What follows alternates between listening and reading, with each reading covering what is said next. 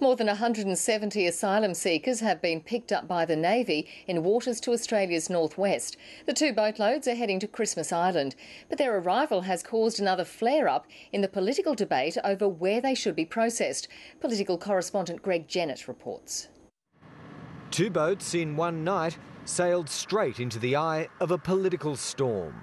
The result of Tony Abbott sending a very clear message to people smugglers to come on down. North of Christmas Island, HMAS Piri answered a distress call from one boat to discover 66 passengers on board. Further south, HMAS Albany intercepted a second with 109 asylum seekers.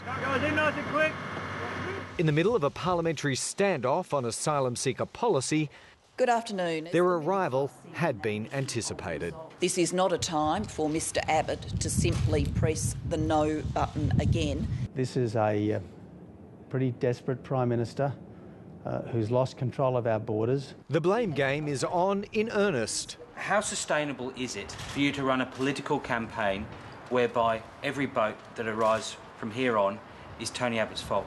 Won't be a political campaign, it'll be a matter of fact. Every boat that turns up will continue to turn up on this government's watch because of this government's failure. The opposition wants Parliament recalled to settle what it couldn't all week. Order! But if it did, the stalemate would continue, leaving the coalition's Nauru solution and the government's Malaysia deal impossible.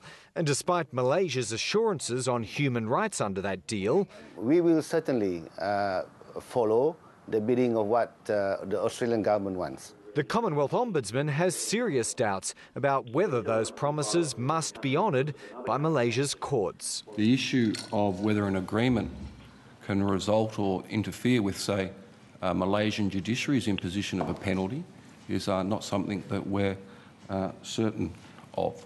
The tone set in debate over these latest arrivals gives a glimpse of what could be for the next 2 years, and all the while onshore processing entrenches itself as the default, against the wishes of both major parties.